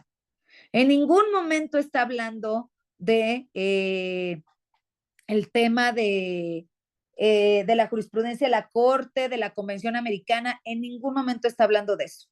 Y luego dice aquí, si derivado del ejercicio de esas facultades Las autoridades hacendarias consideran, no es que consideren, las autoridades hacendarias requieren hacer un parámetro de regularidad constitucional con respecto al bloque de constitucionalidad. O sea, aquí nadie puede considerar nada. Ajá. Que se encuentran ante la probable comisión de un hecho señalado por la ley como delito, los servidores públicos tienen la obligación de presentar denuncia o querella relativa y proporcionar los datos que tuvieran ante el Ministerio Público. Pues sí, pero no datos ilícitos. ¿Ya viste? Por el origen de la obtención de la información bancaria de una persona por parte de las autoridades federales, no es necesario que su solicitud sea sometida a un control judicial previo, porque su adquisición no se realiza en el marco de una investigación penal, pero el dato de prueba se va a utilizar en una investigación penal, corte. ¿Ya viste? O sea, es lo que no entienden. Ya que no tiene carácter de técnica de investigación, válgame Dios de veras. Medida cautelar, díganme qué tiene que ver la medida cautelar o providencia precautoria. Ay, no, se nota que no saben de penal un ápice. Las cuales sí deben ser autorizadas por el juez de control. Ándale, pues. O sea, una técnica de investigación, pues no, no corte, porque de acuerdo al artículo 251, ¿no? Del Código Nacional de Procedimientos Penales, hay actos de investigación que no requieren de control judicial. Y el 252 ni siquiera prevé el control judicial de las cuentas bancarias. Sin embargo, para eso tenemos la convencionalidad. ¿Ya se dieron cuenta? Como no saben de derecho penal un ápice, bueno, ni de bloque, ni de prueba lícita, ni de nada de eso. O sea, por eso ahorita no se puede ni defender. Además, su obtención no tiene origen en un proceso penal previo, sino en el ejercicio de una función de la autoridad hacendaria federal para verificar el cumplimiento de la obligación constitucional de las personas de contribuir al gasto público. ¿Cómo ves? Aquí ya se están confundiendo. El derecho humano es la intimidad personal o la vida privada.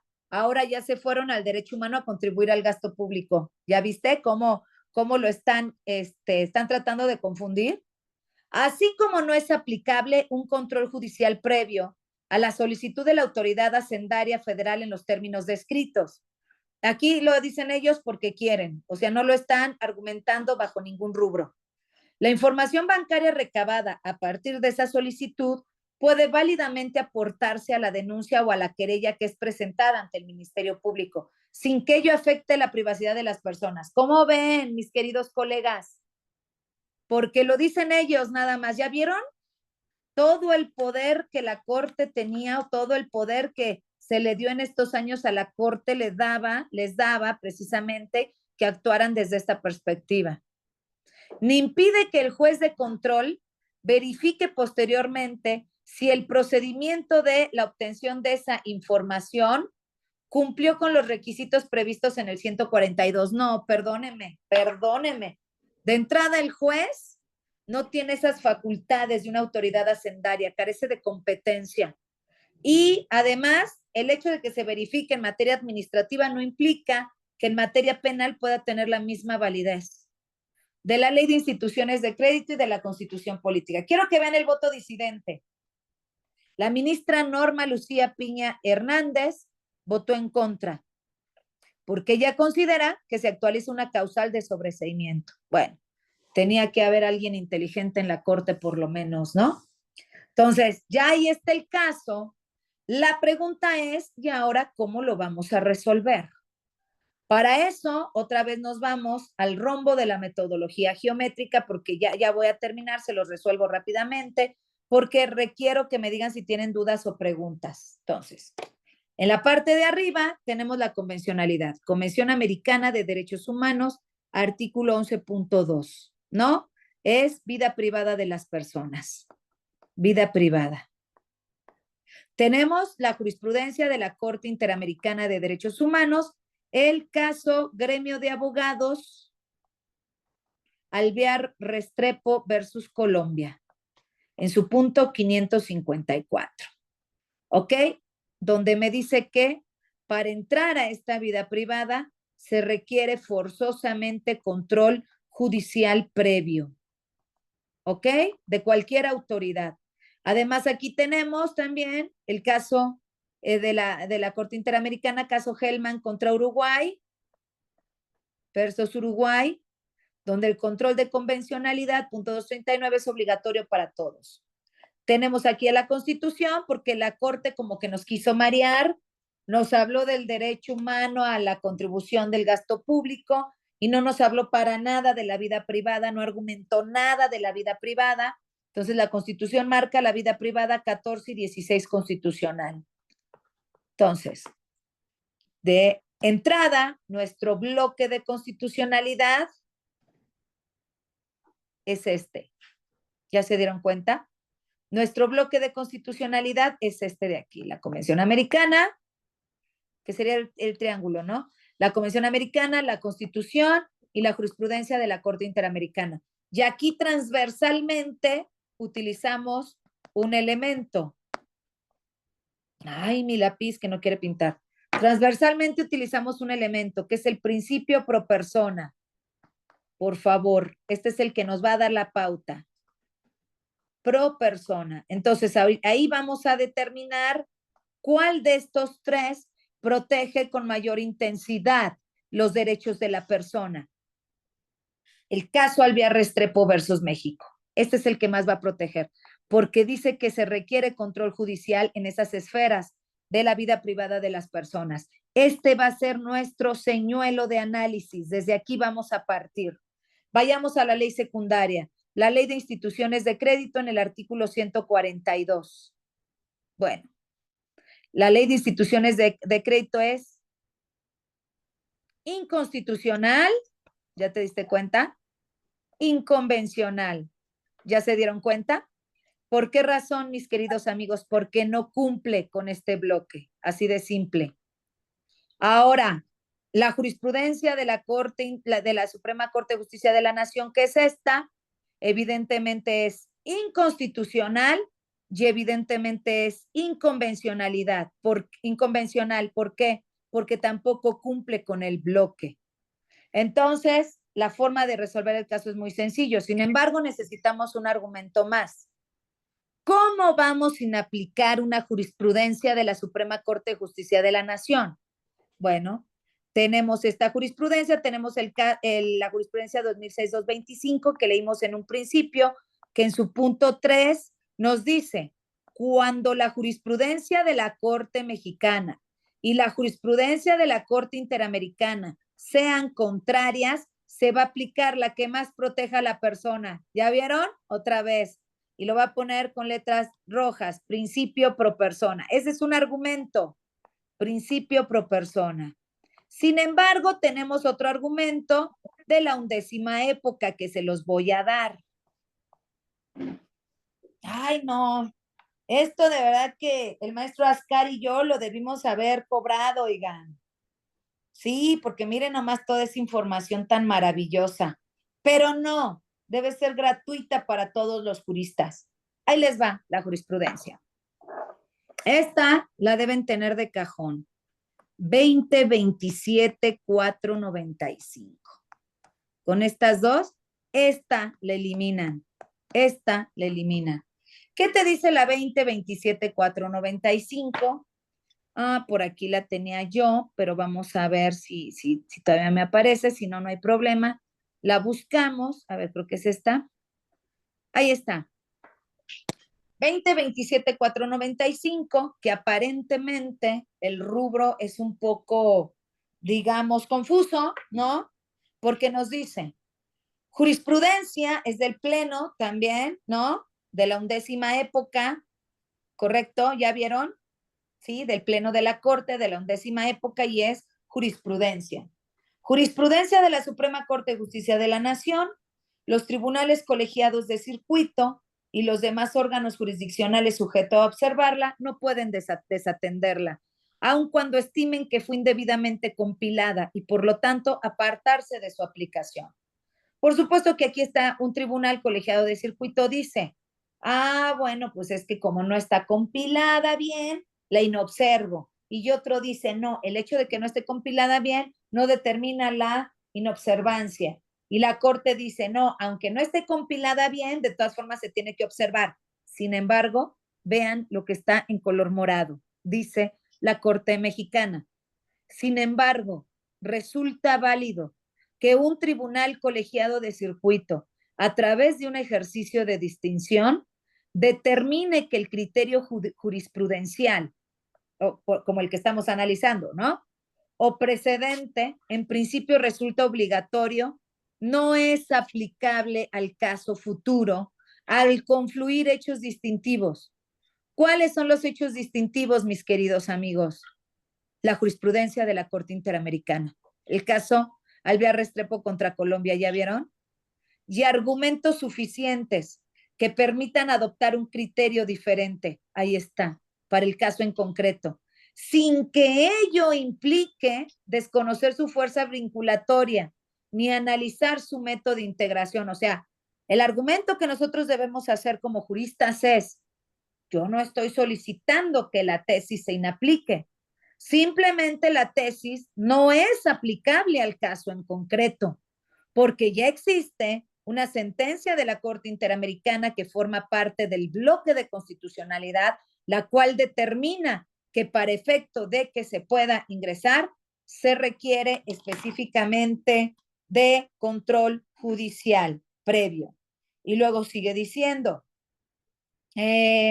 con lo anterior, no se desconoce la fidelidad, no se desconoce la fidelidad de, a ver, ay, ¿dónde está? No se desconoce la fidelidad, ¿dónde está? Ay, perdónenme, ahorita les pongo mi libro, perdónenme, ¿eh? Voy, sigo con esto. No se desconoce la fidelidad del sistema de precedentes y la coherencia que existe respecto de las decisiones tomadas con anterioridad para salvaguardar la garantía de igualdad de trato y de seguridad jurídica, sino que atiende a la razonabilidad que de que un caso posterior se actualice en condiciones bajo las cuales no es jurídicamente posible aplicar las mismas bases que en un caso anterior. ¿Ya se dieron cuenta? Aplica perfectamente a lo que nosotros estamos señalando.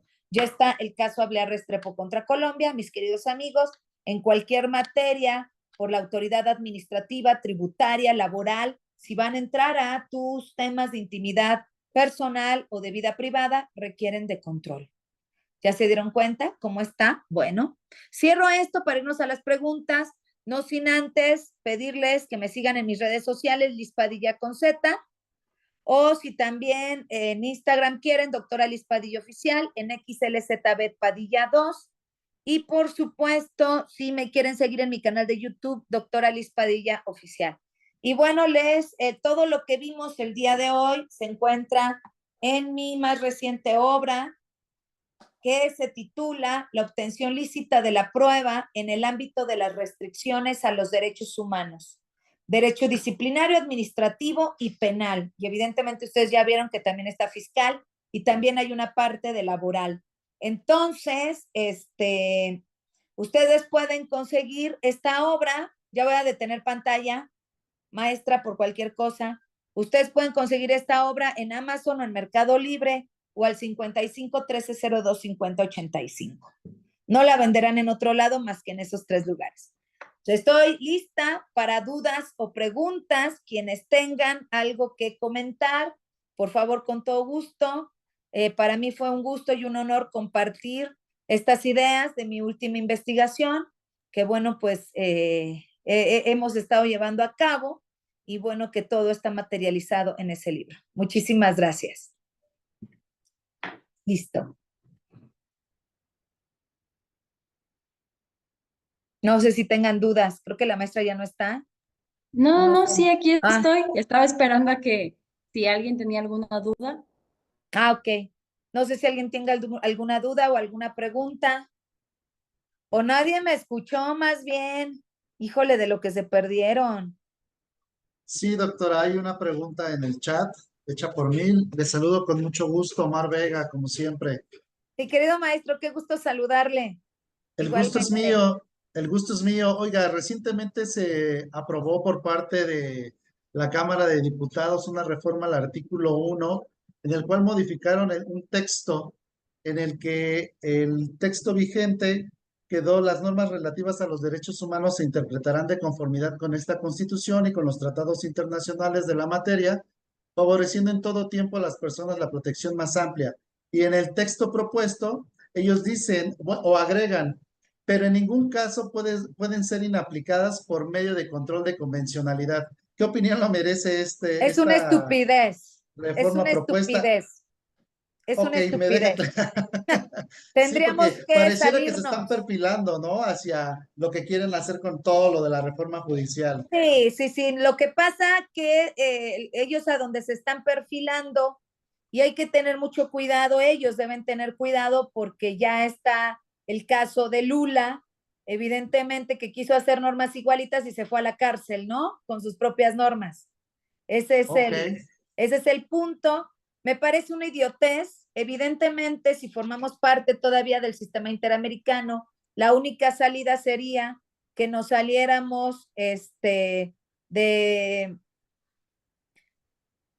que nos saliéramos del sistema interamericano, ¿no? Esa sería la única respuesta. Y bueno, pues eso implicaría, y todas y todos deben saberlo aquí, eso implicaría absolutamente que ya estaríamos en un estado dictatorial. Entonces ahí sí a tenerle miedo, porque van a poder hacer con nosotros lo que se les dé la gana, ¿no? Con nuestros bienes, con nuestras cuentas. ¿Y qué es la recomendación que yo doy? Huir de este país, porque este país ya no sería democrático. Evidentemente esto lo van a aprobar, seguramente lo van a aprobar, pero aún así, ¿no? Aún así es importantísimo decirles que se puede hacer el análisis del bloque de constitucionalidad. Yo creo que a ellos no les queda claro que la única forma es salirse del sistema interamericano. Entonces, por eso les digo que mi siguiente investigación va a ser sobre defensas a nivel internacional, ¿no? Desde la perspectiva de las medidas cautelares, ¿cómo le podemos hacer para no esperar tantos años el sistema interamericano? Entonces, ese es un punto y hay que ver también en la operatividad y también para qué quieren estas reformas. Lo que tenemos que preguntarnos es, ¿por qué tanta urgencia de la reforma judicial? Punto número dos, ¿por qué tanta urgencia de quitar los derechos humanos, de eliminarlos, ¿no? O sea, si no va a ser convencionalidad, por eso te digo que es una estupidez, porque la interpretación conforme no es más que convencionalidad. Entonces, estos tipos que están ahí, no sé quién diablos sean sus asesores, no tienen ni enésima idea de lo que es el derecho mexicano. Son unos idiotas, unos imbéciles. Esa es la realidad. O sea, no tienen idea de lo que implica la convencionalidad, ni de lo que implica una interpretación conforme, ni de lo que implica un bloque. Para que no te veas tan ridículo, quita eso, ¿no? Y mejor di que el Estado mexicano se sale del sistema interamericano, punto, no hagas el ridículo. Yo ya se los expliqué en este inicio, ¿no? muchas gracias, doctora. Más claro no puedo estar. Como siempre, un gusto. Igualmente, maestro, el gusto es mío. ¿Alguien más tiene alguna duda? Adelante, Martín. Doctora, muy buenas tardes, un gusto como siempre. Igualmente, gracias. Doctora, tengo una duda, referente a la nulidad de la prueba. Yo quisiera saber su opinión. Por ejemplo, si una persona que no es abogado puede llevar a cabo la titularidad de una dirección de investigación o de sustanciación, ¿a qué voy? A que si no es abogado, yo tengo la duda que si al momento de recabar ya las pruebas, armar su investigación y remitirla a la sustanciación para que ésta posteriormente la envíe al tribunal, no sé si se puede dar una nulidad en la prueba toda vez que no tiene el conocimiento para llevar ese tipo de diligencias durante la investigación. ¿Qué piensa, Absolutamente. doctor? Yo lo vería desde el punto de vista administrativo. Más bien, no tendría competencia. Acuérdate que la autoridad investigadora es una autoridad administrativa y emite actos administrativos, ¿no? Entonces, tendrías tú que determinar desde el punto de vista de la idoneidad, ¿no? El fin legítimo precisamente de una autoridad investigadora es que una persona que tenga los conocimientos básicos en materia de derecho esté ahí. Y si no hay una persona, y si la investigadora es una persona que no tiene conocimientos de derecho, quizás puede ser contador, pero también licenciado en derecho, ¿no? O debió haber tomado cursos en derecho, no sé si eso le alcanzara, pero a mí me parece que sí puede haber nulidad, por supuesto. Y además tú tienes que checar la forma en que se obtuvo la prueba también. Ah, ok. Muchísimas gracias, doctora. Bonita tarde. Gracias. Gracias a ti igualmente. No sé si alguien más tenga alguna duda o alguna pregunta.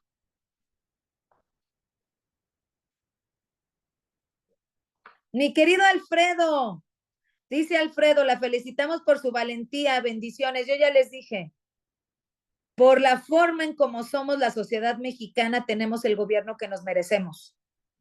Si este gobierno o cualquier gobierno nos quitara los derechos humanos que nos costó 40 años conquistarlos, nadie tiene la culpa más que nosotros.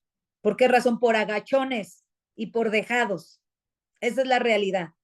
Porque dejamos que hagan con nosotros lo que se les da la gana, ni modo. Eso es lo que merecemos. Ese es el punto.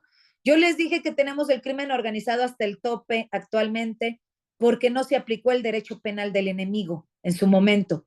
Si el derecho penal del enemigo se hubiera aplicado, como el profesor Jacobs lo dijo, en el momento en el que teníamos los derechos humanos y aplicando el bloque, no tendríamos el problema de criminalidad ni de corrupción que tenemos ahora. Punto número 2. Si el Poder Judicial hubiera actuado bajo el bloque de constitucionalidad, protegiendo los derechos humanos como lo acabamos de hacer ahora, no tendría el problema que tiene. Ahora no sabe cómo salir del hoyo, si se dan cuenta. Lo que es cierto es que son cuestiones de tipo sistémico, que así como van, vienen, ¿no? Entonces, a todo ejercicio del poder hay una resistencia y no todo dura para siempre. La problemática es que, ¿qué va a pasar después de que este régimen caiga? Ese es el punto. Y la historia nos ha mostrado que las dictaduras, y en Cuba ahorita no tienen luz, por ejemplo, en Cuba está horrible, ¿no? El tema. En Venezuela está horrible el tema, entonces yo no sé los mexicanos por qué nadie alza la voz, ¿no? Y tiene que haber personas valientes que las matan, algunos, ¿no? Defensores de derechos humanos, Anabel Hernández, que está allá en Estados Unidos en calidad de asilada política, ¿no? Porque los demás, pues bueno, no hacemos nada, ¿no? Y estamos nada más a ver viendo qué pasa y todo decimos que sí. Y a ver si nos salvan los gringos, ¿no? Ese es el punto, mis queridos amigos.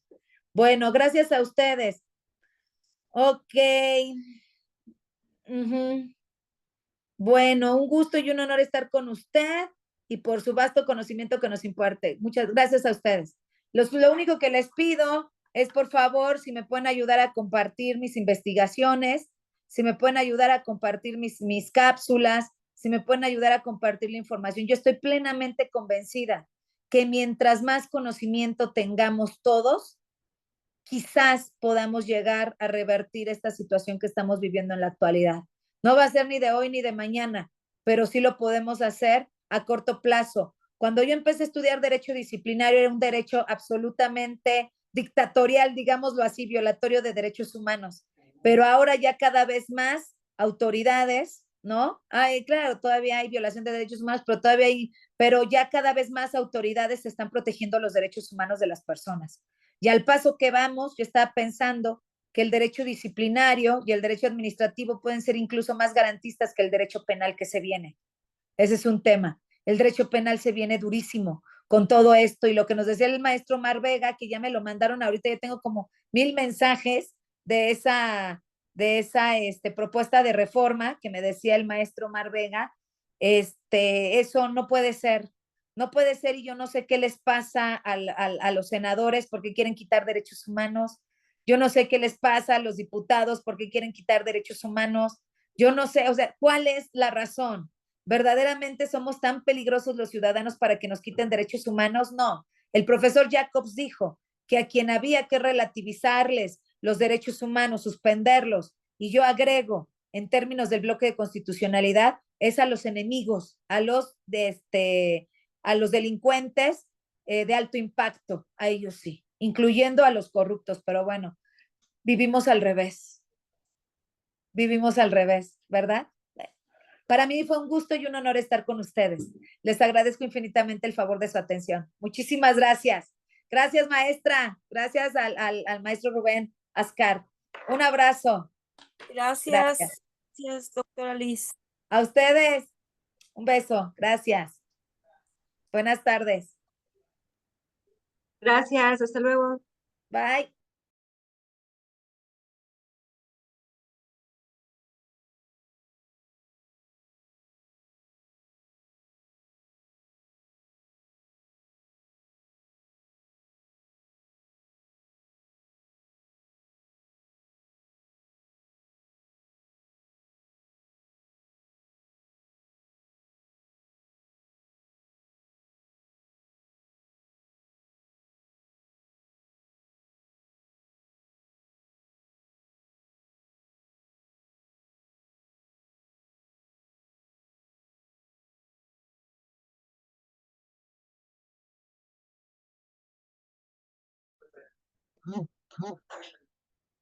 Turismo, gobierno, pues ya nada más sería